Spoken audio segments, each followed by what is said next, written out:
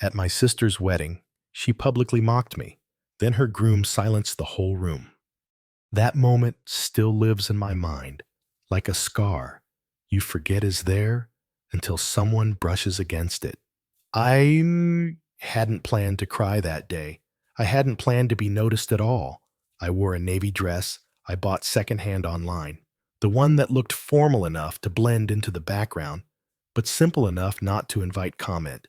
My daughter Grace, 9 years old and radiant in a yellow chiffon dress, held my hand tightly as we entered the reception hall. She was excited to see her aunt in a wedding gown, oblivious to the silent history folded between the seating charts and table centerpieces. I was not part of the bridal party. I didn't get a +1. My name on the RSVP had been misspelled, and yet I showed up. My name is Sydney Serena. I'm 33 years old. I live in Portland, Oregon, where I juggle freelance design gigs and part-time consulting work to keep the lights on and groceries stocked. I used to be a project manager at a sleek interior design firm downtown, the kind with glass walls and free espresso machines. But after my pregnancy with Grace, things slowly shifted. Opportunities dried up. Colleagues grew distant. Eventually, I left under the guise of needing flexibility. But the truth is, no one fought to keep me. My mother called it a natural consequence and said I had made my bed. She didn't visit me in the hospital when Grace was born, but she posted a photo of Talia's engagement ring on Facebook within minutes of the proposal. Talia is 5 years younger than me, blonde, petite, always the favorite. She has the kind of effortless charm that makes people lean in, makes cameras flash a little longer. She was the one our mother Diane called elegant, while I was efficient. Talia got silk ballet flats in 4th grade. I got hand-me-down sneakers from a cousin. I could have lived with the imbalance if it hadn't turned so sharp after I became a single mom. The sympathy that once lingered in Diane's voice turned to quiet contempt. I stopped bringing Grace to family dinners when I realized she could sense the tension I tried to hide. Still, when the invitation came, I hesitated for a long time. Grace wanted to go. She talked about fairy lights and flower petals, about how maybe this time we'd all be in the same room and feel like a family. That word still catches in my throat sometimes. Family. The wedding was held at a vineyard outside the city, the kind of place with vintage signage and manicured hedges and fairy lights strung between oak trees. Grace called it magical. I called it strategic. There was no mistaking who this day was designed to celebrate. Talia glowed. The photographer followed her like a shadow. My mother hovered nearby, clipboard in hand, occasionally glancing at me like I was a misplaced decoration. I smiled politely. I kept my voice warm. I stayed out of the way. Our table was near the restrooms. Grace didn't mind. She kept swinging her legs under the table, humming along to the string quartet, asking when the cake would arrive. I adjusted the bow on the back of her dress and tried to settle the tightness in my chest. The tightness wasn't new. It visited often at family events, the kind of tightness that makes you feel like you're trying to inhale through a straw. Ikabari saw the thought if I just got through the ceremony and smiled for a few polite conversations, I could leave with my dignity intact. I didn't know what was coming. Didn't know and that a glass of champagne and a microphone would become weapons in the hands of someone who once braided my hair before schools. Jonathan, the groom, was gracious. He greeted Grace with genuine warmth and asked if she liked strawberry or chocolate cake. Talia barely looked at me. When she did, it was with the kind of polite surprise you give to someone you didn't expect to attend. "Oh," she said, with a smile that didn't reach her eyes. "You made it." Grace beamed. I nodded. Talia moved on. It was a short moment, easy to miss, but in that moment I knew what I was in for. I wasn't welcome. I was tolerated. And still, I stayed, not for closure, not for peace, but for Grace, because she deserved to see her mother show up, even when the room said she didn't belong. The ceremony was beautiful. in the way Pinterest dreams are staged soft lighting, pastel florals, vows spoken like practiced lines, and a breeze that seemed timed by a director just off screen. I sashared. I sat quietly in the third row, Grace's small hand resting in mine, her eyes locked on the bride in white, as if watching royalty float down an aisle. She whispered that Aunt Talia looked like Cinderella, and I smiled, because she was right. Talia did have that kind of presence, like someone the world bent slightly to accommodate. No one noticed me wiping a fingerprint off Grace's patent leather shoe or adjusting the hem of her dress so it didn't bunch under her seat. I was the shadow beside the light, a role I'd grown into long ago. The ceremony ended with applause and a sea of clinking glasses. Grace clapped loudest. I kept clapping even after the room quieted again. Dinner moved slowly. I helped Grace cut her chicken while balancing polite smiles at guests who barely registered I was there. My mother sat 3 tables away, her back straight, her earrings catching the light with every tilt of her head, as if her approval could be glimpsed only in reflection. She hadn't acknowledged me, not once. When dessert arrived, Grace squealed about the chocolate fountain, and for a second I let myself enjoy her joy. But then the lights dimmed, the microphone clicked, and the speeches began. Jonathan's best friend went first, telling a mildly entertaining story about meeting Talia and being intimidated by her glow. The room chuckled. Jonathan followed with a sweet, if slightly nervous, toast to his bride, ending with a kiss on her hand that made the women at the nearby table sigh in unison. Then it was Talia's turn. She rose like a swan, poised and perfect, her gown shimmering as if stitched from confidence and sequins. She held the mic lightly, as if it belonged to her. "Thank you all for being here," she began, voice calm, smile polished. "It means the world to have every one of you join us on the most important day of our lives." There were murmurs of approval. She went on to thank vendors, planners, and family, naming a few cousins who had flown in from Chicago, and then her tone shifted just slightly. "And of course," she said, eyes sweeping the crowd, I want to take a moment to recognize my big sister, Sydney." Every muscle in my body tensed. Grace turned to me, her face glowing with surprise. "She's talking about you," she whispered. I nodded, unsure what to expect. Talia's smile deepened, almost kind. "Sydney has always been resilient," she said slowly, letting the words settle. "Raising a daughter alone is no small thing. Doing it without a partner, or a plan, or much direction at all, that takes courage." Laughter rippled through the room like a tide pulling in. My stomach tightened. I felt my smile falter. "But truly," she continued, "it's inspiring how she manages. She shows up, she tries, and that counts, right?" She glanced toward my mother, who was already smiling like this had been rehearsed. She may not have a husband, or a home of her own, or a LinkedIn profile that doesn't say "currently open to opportunities." But she has spirit in. I couldn't breathe. Grace's hand slipped from mine. She stared at me, confused, unsure why people were laughing. "Why is she saying that stuff, Mom?" she asked softly. I couldn't answer. My throat was too dry. The sound of my heart pounding drowned out the noise, but I still heard my mother's voice loud and clear. "She's a used book," she said to someone beside her, "worn, but still has a cover." There was real laughter now. Not awkward, not uncomfortable, just amused, open mockery. I looked down at my hands, the napkin clenched tightly between my fingers, and tried to keep my face from crumbling. I didn't want to cry in front of Grace. I didn't want to give them that satisfaction, but I felt something crack, quiet and sharp, like the first tear in fabric that's been stretched too thin.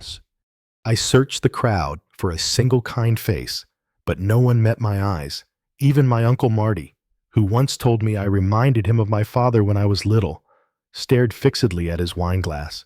Grace leaned into me again. "Why are they laughing at you?" she whispered, voice trembling. That question hurt more than the joke. It broke something in me I didn't know was still holding on.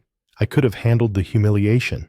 I'd lived through worse, but watching my daughter try to make sense of why her mother was the target of a joke dressed up as celebration, it was unbearable. And yet I stayed seated, not because I wanted to, but because I didn't know where to go. I hadn't imagined a moment like this. I didn't expect cruelty with cake and table numbers. My exit had no script. So I sat there, holding back the flood, frozen in the most elegant room I'd ever been ignored in. I don't remember standing up. I just remember the weight of Grace's question still lingering in the space between us. Her small voice asking why they were laughing at me like I was the wrong answer to a joke no one should have told. I pushed my chair back, hands trembling, barely aware of the eyes, now half watching, half pretending not to notice. My knees felt unsteady, like they might give out if I moved too quickly. But I didn't want to stay another minute. I didn't want to explain anything to anyone, least of all my daughter. Not in that moment. Not with the weight of everyone's laughter still clinging to my skin like damp fabric. I just wanted air. Grace was already standing beside me, sensing something serious in my stillness. Her fingers wrapped around mine without question. I bent slightly, whispered, "We're leaving," and tried to find the calm in my voice that didn't exist anywhere else in my body. I had taken 2 steps toward the edge of the room, 2 quiet, calculated steps meant to preserve the last of my dignity, when I heard a sound that made the entire room still. It wasn't dramatic, just the scrape of a chair against polished wood, but something about it made the air shift. People turned, conversation stopped. At the head table, Jonathan was on his feet. His face wasn't smiling. He wasn't holding a glass or gesturing for attention. He was just standing there, one hand on the back of his chair, the other now reaching slowly for the microphone that Talia had just set down minutes earlier, the same mic that had carried her laughter into every corner of the room. He didn't look at her. He didn't look at anyone else, either. His eyes found mine. For a second, I thought he might try to smooth it over, say something about nerves, or family quirks, or how weddings bring out old wounds, but he didn't say anything immediately.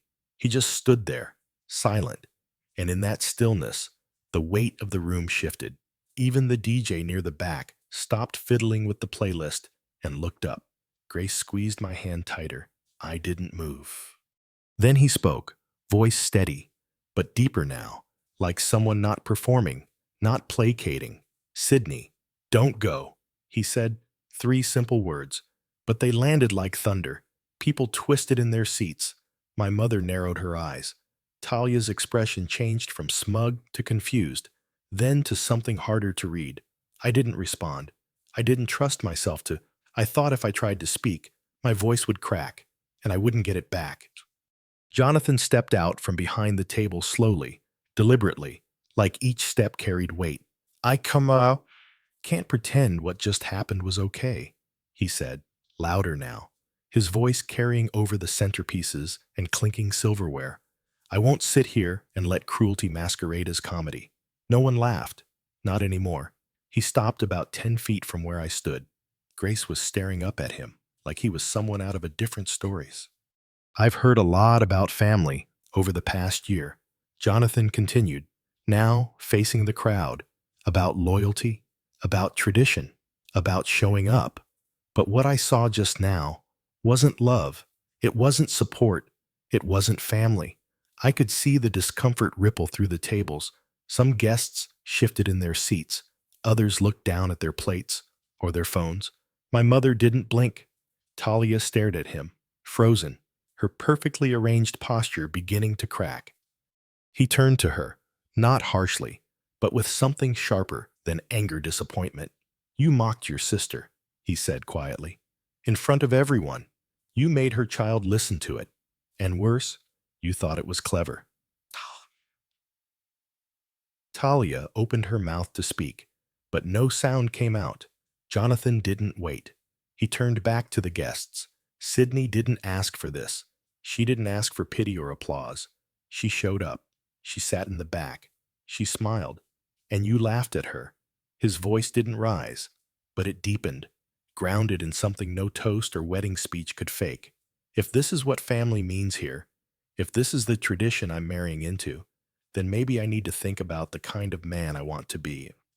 A silence fell that didn't lift right away. No one reached for their glass. No one clapped.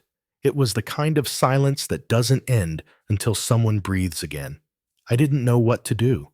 I hadn't asked to be defended.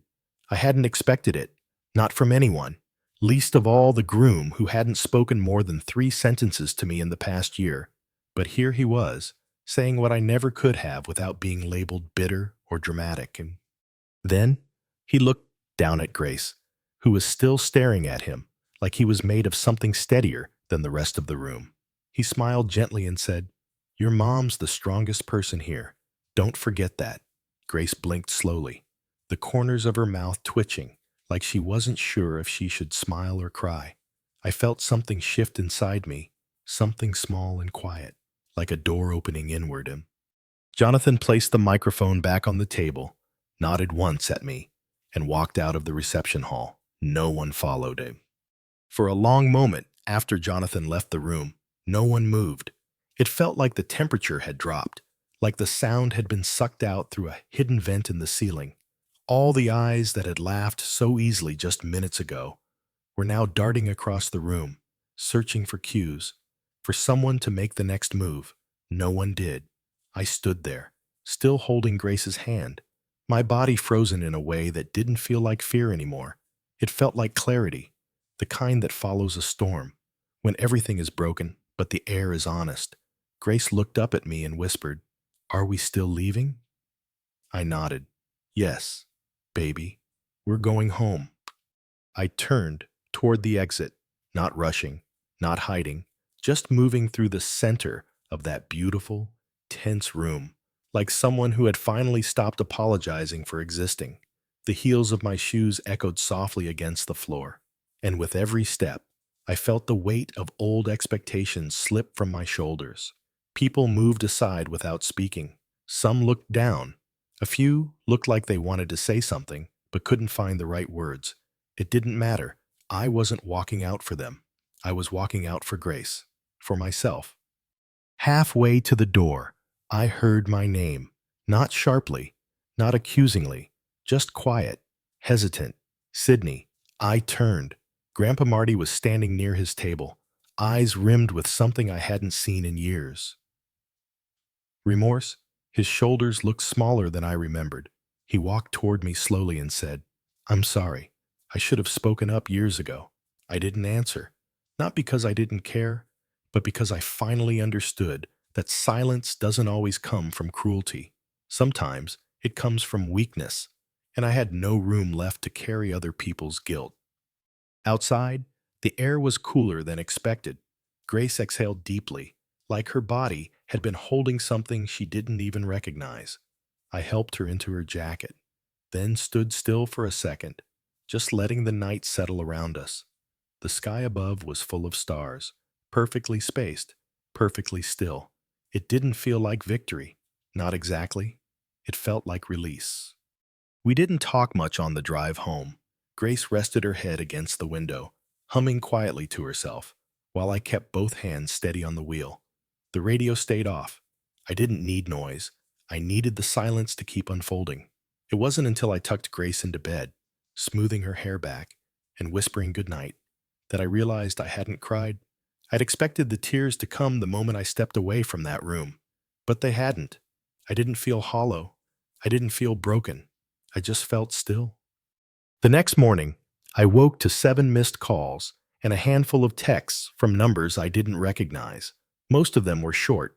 "Are you okay?" "You didn't deserve that." "What he did."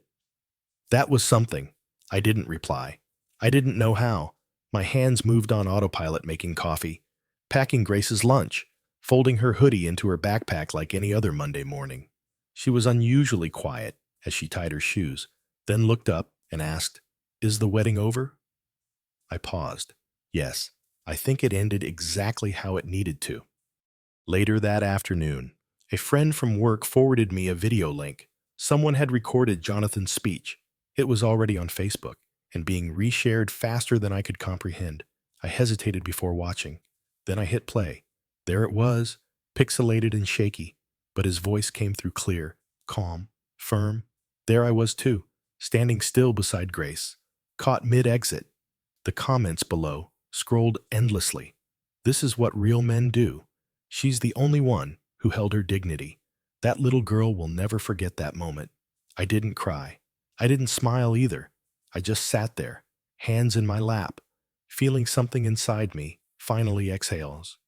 Later that night, after Grace had gone to bed, I got a delivery, a small bouquet of wildflowers, no sender name, just a handwritten card that read, "To the quiet strength in the room, you changed everything." I didn't need to guess who it was from, and I didn't need a follow-up. The message was already complete. That night, I stood by Grace's doorway a little longer than usual. She was curled into her blanket, one hand tucked under her cheek, breathing evenly. There was no sign of the girl who had looked up at me in confusion, asking why people laughed when they should have been silent. And I knew then that while I didn't walk out of that wedding with applause or closure, I walked out with something far better, her trust, and my own voice finally intact. The silence didn't last long. Within 48 hours, my phone was lighting up with messages from extended family members I hadn't spoken to in years. Some were cautiously supportive, tiptoeing around the awkwardness with phrases like, "I heard things got a little tense," or "That was brave of you to stay calm." Others were less subtle, asking outright if I had planned the whole thing, if maybe I had provoked something, if I knew that people were talking. I ignored most of them. The truth was already out there, circling the internet with its own momentum, and I had no desire to feed or fix it. Talia didn't call. She posted a carefully curated photo of her bouquet on Instagram with a caption that read, "Sometimes the fairy tale doesn't go as planned, but the bride still glows." I read it 3 times. There was no mention of Jonathan, no wedding photos, no apology, just filters, lipstick, and a wall of comments telling her she looked stunning. Diane, on the other hand, called exactly once. The conversation lasted under a minute. Her voice was clipped, angry, in a way that felt more threatened than wounded. "You humiliated your sister," she said flatly. "He walked out because of you. What kind of woman lets a man ruin a family celebration like that?"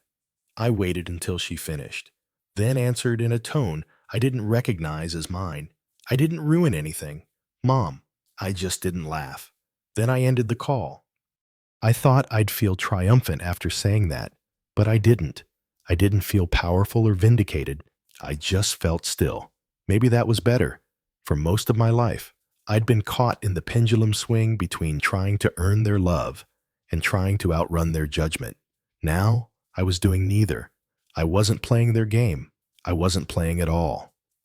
A few days later, the engagement was officially called off. There was no statement, no scandalous reveal, no tabloid frenzy, just quiet edits on social media and whispers between circles that didn't include me. Jonathan disappeared from Talia's online life, like someone had used a soft eraser around the edges. But the damage wasn't as easy to scrub away. People had seen what happened, and more importantly, people had felt something. I could see it in the messages I continued to receive, not just from family, but from strangers, women who said they'd been there too, mothers who said they finally felt seen, even a few men, writing to say they wished they had spoken up when someone else didn't. The story had moved past our family. It had become something larger. Grace noticed it too. She was quieter at first, watching me with that same thoughtful intensity she used when solving a puzzle. One night, while brushing her teeth, she asked, "Mom, are you still sad about what Aunt Talia said?" I paused, then answered honestly, "Not anymore. Why?" She shrugged and looked at herself in the mirror. "Because I think you won, even if it didn't look like it." I stood behind her, watching the two of us reflected in the glass, and I realized she was right. I hadn't shouted. I hadn't fought back. But I hadn't stayed small, either. I had walked out holding her hand, and that was louder than any speech. The next time Diane tried to reach me, I let it ring. There was no message, just silence on the other end, and somehow that felt fitting. The absence of her voice didn't feel like a punishment anymore. It felt like space. For the first time, I had room to breathe without worrying if my breath was too loud, too needy, too inconvenient. I filled that space slowly, one quiet choice at a time. I started turning down projects that didn't respect my time. I took Grace to the coast for a weekend, just the two of us, walking barefoot through cold sand and letting the wind tangle our hair without brushing it out right away. I slept better, not because life was suddenly easy, but because the noise I used to carry around in my chest had started to fade. Talia sent a text once, a single sentence. I didn't mean for it to come out like that. I read it. I didn't answer. There was nothing left to clarify. What she had done wasn't a slip of the tongue. It was a choice. A moment constructed for applause that fell apart under the weight of someone else's conscience. And I wasn't going to carry the burden of forgiveness just because she couldn't sit with her own shame. That wasn't my work anymore. Some people might call that bitter, but I don't. I call it clean. I call it peace. There was no overnight transformation, no grand career pivot or sudden spotlight, just mornings that started a little earlier and nights that ended with more stillness than dread. The emails kept coming, some from small publications asking to interview me, others from strangers who had watched the video and wanted to say thank you. I didn't reply to most of them, not because I wasn't grateful, but because I didn't want the story to live there forever. I didn't want to become a symbol of someone else's lesson. I just wanted to live the part of the story that came after the reckoning, the quiet part, where things don't need to be explained or defended. Grace returned to school the following week. She came home with questions, some light, some harder. A girl in her class had asked if her mom was that lady from the wedding video. Grace didn't know whether to be proud or embarrassed. I told her she didn't owe anyone an explanation, that she was allowed to say nothing or say everything, that either way, her voice was hers to decide. She nodded like she understood. Later that night, I found her lining up her action figures and pretending one of them was giving a speech to the others. "We don't laugh when someone is kind," the plastic figure said. "We say thank you." I didn't interrupt. Financially, things were still tight. The consulting work came in waves, and some months required math I didn't enjoy doing. But something shifted in the way I approached it. I stopped apologizing for my rates. I stopped chasing projects that drained me just because they looked good on paper. And slowly, the right clients began to find me, not glamorous brands or six-figure campaigns, just people who valued thoughtful work and met my deadlines with respect. It wasn't success the way the world defines it, but it felt solid. It felt mine. A local wellness startup reached out after seeing the video. They didn't mention it directly, but I could feel the subtext in their tone. They liked that I spoke with clarity. They liked that I didn't need to embellish. I designed their product pitch deck and helped rework their site copy. It was a small project, but it paid on time and came with no drama. When the invoice cleared, I used a portion of it to buy a secondhand desk for our living room. Grace helped me sand and paint it. She chose a pale blue shade and called it Cloud Courage. It sat by the window, and every morning it reminded me that even small things deserve a place.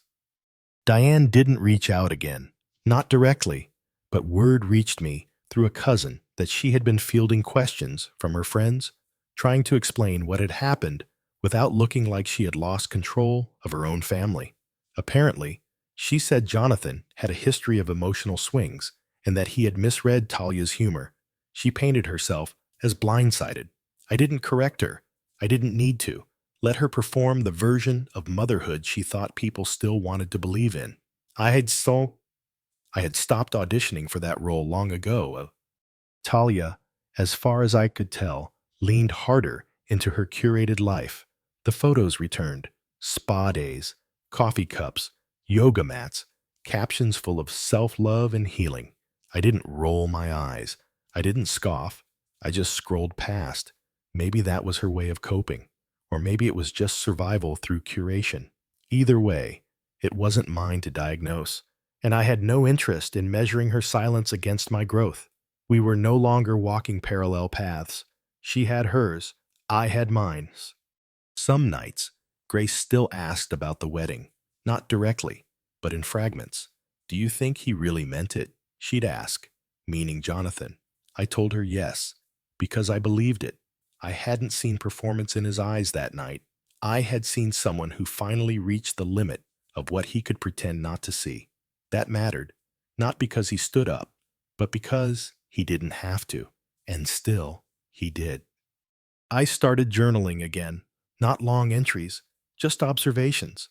The sound of Grace's laugh when she forgot about the world, the way my hands felt steadier around a mug of coffee in the morning, the realization that dignity isn't something handed to you, it's something you reclaim one choice at a time. There were moments I still doubted myself, moments when I wondered if I had made too much of everything. But then I'd remember the look in Grace's eyes that night, the look that asked if her mother was someone worth defending, and the answer, loud and clear, was yes. Somewhere in that quiet stretch of weeks after the wedding, I stopped looking at my phone first thing in the morning. It wasn't deliberate. It just faded, like an old habit you forget to carry with you. Instead, I started the day by opening the windows and listening to the sound of traffic from the street below, birds chirping between rooftops, and Grace mumbling to herself as she picked an outfit from her dresser.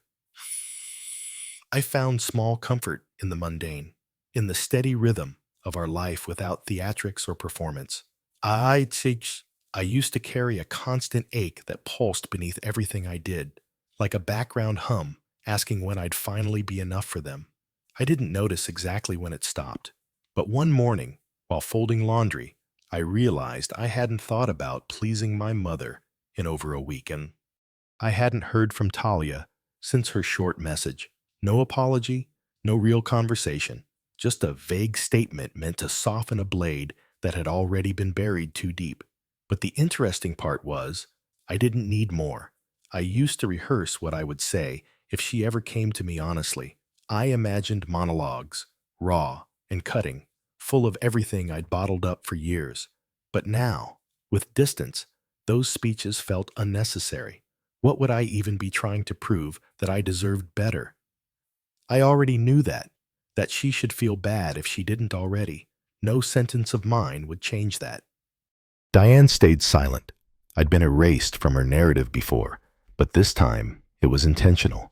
She spoke to others about the wedding, as if I hadn't been there at all. She told people Jonathan had had a change of heart, blamed stress, cited pressure, mentioned that some people simply couldn't handle real family dynamics. But she never said my name. I wasn't even the villain. I was the ghost.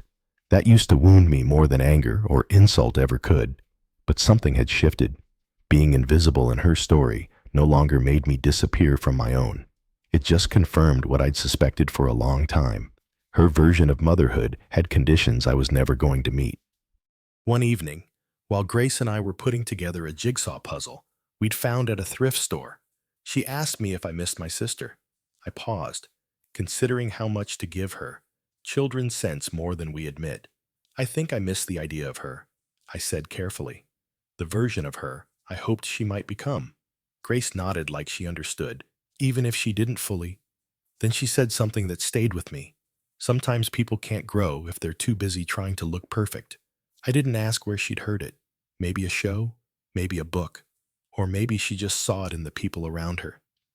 I started keeping boundaries, like I used to keep calendars, not to restrict my life, but to protect it. I didn't go to family gatherings anymore. And when invitations came, I declined without explanation. I didn't owe anyone a speech. My absence would speak for itself. I didn't block people or burn bridges. I just stopped crossing ones that led back to pain. When you've spent most of your life trying to be let in, walking away feels unnatural at first. But eventually, you stop seeing it as rejection and start recognizing it as redirection. Work became steadier, not busier, but better aligned. Clients respected my time. I got I got referrals, not because I was cheap or agreeable, but because I delivered quietly and consistently. Grace noticed. She started saying things like, "Mom, you look calm today," or "You didn't sigh when you opened your email." Small things, but children track peace like weather. They always know when the pressure's dropped. And one day, while walking home from the library, Grace asked if we could stop for hot chocolate. We sat on a bench outside the cafe, steam curling from paper cups, and she looked at me thoughtfully. "Do you think Aunt Talia will ever say, 'Sorry, I sipped my drink slowly'?" "Maybe," I said, "but we don't need her to." Grace nodded. "Because you already know you didn't do anything wrong." Her words weren't a question, they were an anchor. That night, I stood in front of the mirror longer than usual, not looking for flaws, not judging, just observing. My face was older than Talia's, less polished, but it held something hers didn't. I had lived with rejection and still raised a child who knew how to love without cruelty. I had been pushed out of spaces and built new ones in their place. I had been mocked and stayed silent, not out of weakness, but because I didn't owe anyone a show. And maybe that was the point. Quiet dignity doesn't need permission to take up space. It just needs you to stop shrinking. It happened on a Wednesday morning, the kind where the rain taps gently on the kitchen window and the kettle whistles too early. I was going through emails between bites of Grace's leftover toast when I saw the subject line. It was from an old colleague I hadn't heard from in years, someone who had once been a junior designer at the firm where I used to manage projects. Her name was Megan, and her message was short. "Hey Sid, saw the video. Can't believe what happened. We're building something new, and I thought of you. Want to talk?" I stared at the screen for a few long seconds, unsure how to feel. The part of me that still flinched at the idea of being visible hesitated, but curiosity edged in, soft and persistent. I replied with a yes. We spoke the next day. Megan Sagsa. Megan was now co-leading a boutique design collective focused on socially responsible interior spaces built not just for aesthetics, but for inclusion, accessibility, mental well-being. She remembered how I used to approach timelines with empathy and meetings with structure. "We could use someone like you," she said, "someone who makes things make sense." I laughed lightly, surprised at the warmth in her tone. She didn't mention the wedding, not once. She wasn't interested in gossip. She wanted my mind. That mattered more than I expected. The offer wasn't huge. It wasn't permanent either, just a 6-month contract to help build systems, coach junior staff, and streamline operations while they scaled, but it was something real. And more than that, it was something earned without apology. I thought about it for 2 days, not because I doubted my ability, but because I was finally in a place where I no longer chased validation. I had built quiet stability, and I didn't want to trade that for someone else's dream. Grace helped me decide in the most unintentional way. She came home from school carrying a drawing she had made in art class. It showed a house made of words, bravery, kindness, calm, and in the corner, a figure labeled "My Mom's Brain." She had drawn a glowing light bulb above the head.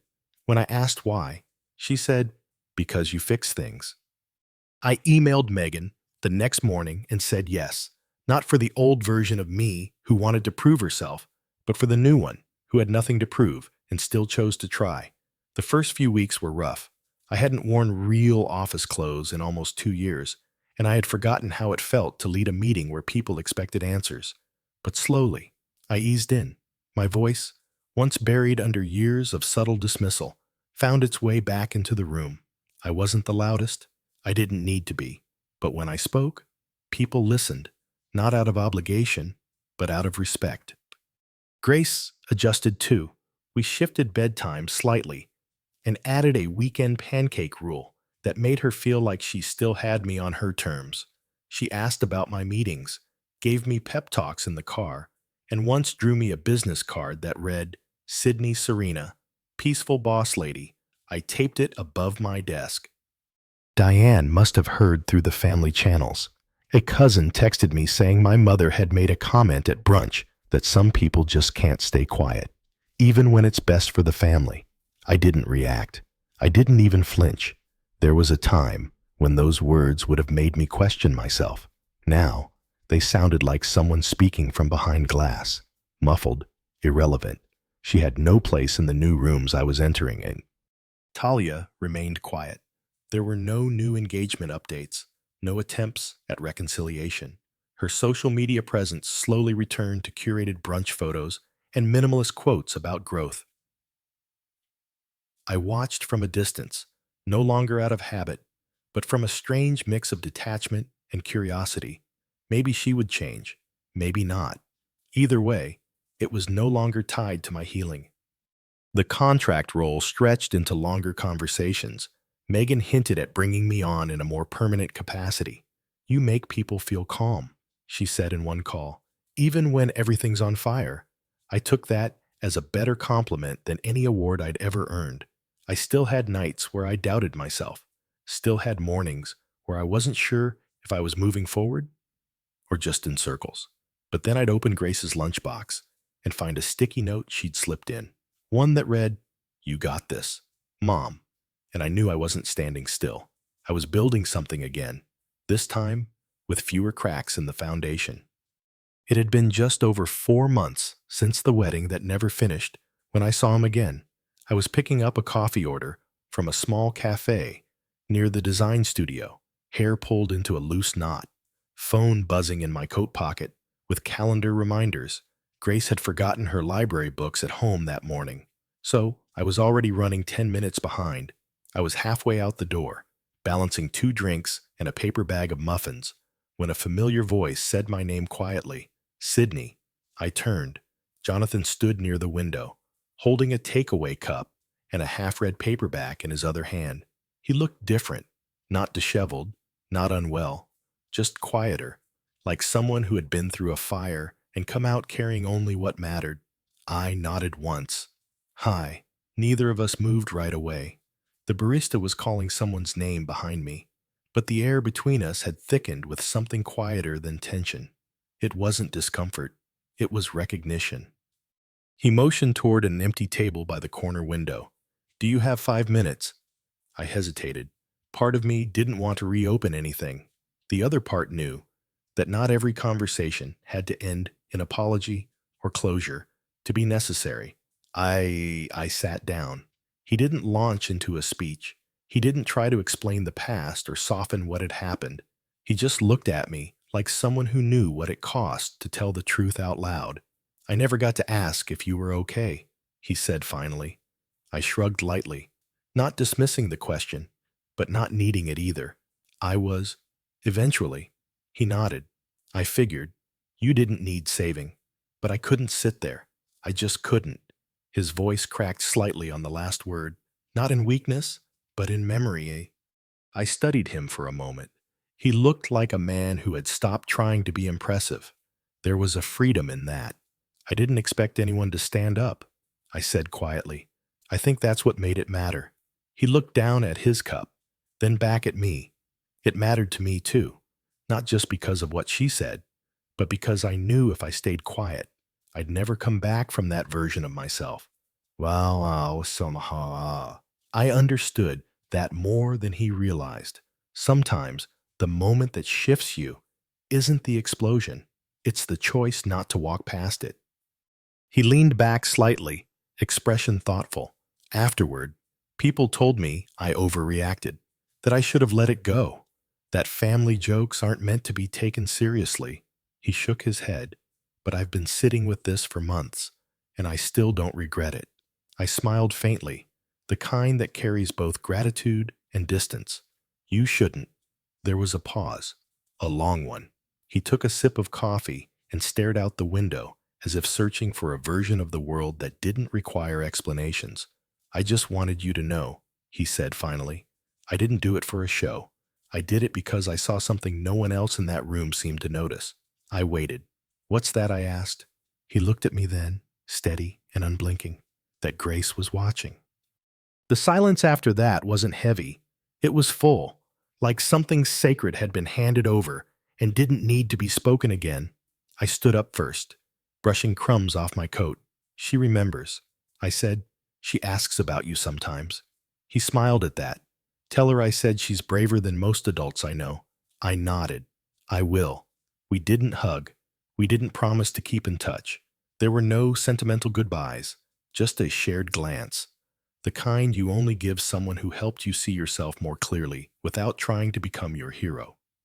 As I walked back to the studio, the sky above was heavy with the kind of gray that only Portland can perfect, but I didn't feel weighed down. If anything, I felt lighter, not because anything had been fixed, but because I had been witnessed, and I had moved forward without waiting for the world to adjust around me. Grace was waiting at home later that evening, curled up on the couch with a book, one sock missing as usual. She looked up when I walked in and asked, "Did you have a good day?" I thought about Jonathan's words, about the room that had once tried to shrink me, about how I had walked out, not with revenge or righteousness, but with quiet certainty. I smiled. "Yeah," I said, "a very good day." 6 months after the wedding, that never finished, I found myself standing in front of the same venue again. It wasn't planned. A colleague had asked me to join her at a local industry mixer, something casual, mostly networking with small business owners and creative consultants. I hadn't realized the event would be held at the same vineyard until I pulled into the gravel lot and saw the familiar white arch covered in vines. For a second, I almost turned the car around, not because I was afraid, but because I wasn't sure if I needed to prove anything to this place anymore. But then I saw my own reflection in the rearview mirror, calm, steady, unchanged by the setting, and I opened the door and stepped out. The building looked exactly the same. The manicured hedges, the golden string lights, the faint scent of lavender and wood polish. But something in me had shifted so far from the version of myself who once walked across these stones in borrowed heels and a second-hand dress that the contrast felt almost laughable. I wasn't the guest no one wanted to sit beside. I wasn't the sister waiting to be acknowledged. I was just a woman walking into a room because she chose to, not because she needed a seat at someone else's table. Inside, the space had been rearranged. No long tables, just high tops, warm lighting, and quiet conversations layered over soft music. I found a drink, exchanged introductions, and slid into a few circles of polite small talk. At some point, I stepped onto the back patio for air, the same patio where Talia had once posed for photos with champagne in one hand and rehearsed laughter in the other. It was empty now, just the soft buzz of conversation behind me and the cool breeze brushing past my face. I didn't feel triumphant. I didn't feel haunted either. I just felt still. Sometimes healing isn't about confrontation. Sometimes it's just about being able to return to a place that once broke you and realize it no longer holds your name. No ghosts, no weight, just memory, softened by distance and reshaped by the choices you made afterward. I stayed out there for a few minutes longer, watching the lights flicker in the trees. Then I went back inside and finished my drink. And the following morning, Grace and I made pancakes. She wanted blueberries. I wanted cinnamon. We compromised. She told me about a girl in her class who had cried during a presentation and how the teacher had told the class that courage isn't about getting it perfect, but about standing up anyway. "I think she was talking about you," Grace said, matter of fact, while watching syrup spill across her plate. I smiled. Maybe, or maybe she was talking about you. That afternoon, we went to the bookstore. Grace picked a novel about kids who build tree houses in Scranton and invited the new kid to join, even though everyone else ignored him. I browsed quietly through the nonfiction aisle and found a collection of essays about women rebuilding their lives after loss. I didn't buy it. I didn't need someone else to teach me what I had already learned through fire. That evening, As I cleaned the kitchen and Grace finished her homework, I found myself reflecting not on the hurt, but on the distance between who I used to be and who I had become. There was no clean before and after, no magical turning point, just small moments, a quiet decision not to answer a call, a line drawn gently in conversation, a morning where I chose to stay present instead of replaying the past. I had stopped waiting for apologies that would never come, stopped hoping for recognition from people committed to misunderstanding me. And in doing that, I found something better than closure. I found clarity. Talia never did reach out again. Diane remained loyal to her silence. The roles stayed the same, but I was no longer inside the performance. I had walked off that stage and into something far more honest. My life wasn't glossy or perfect. Bills still came, deadlines still piled up, Grace still argued over bedtime. But beneath all of that, there was a foundation of peace I had never known before, the kind that doesn't depend on how you're seen, but on how you finally see yourself. Some stories don't need revenge to feel resolved. Sometimes, the best justice is simply becoming unshakable in the face of what once broke you. Sometimes, the most powerful thing you can do is walk away without needing anyone to follow. And sometimes, when the world finally stops, asking you to prove your worth, the only question left is this: what would you build if you stopped waiting for permission?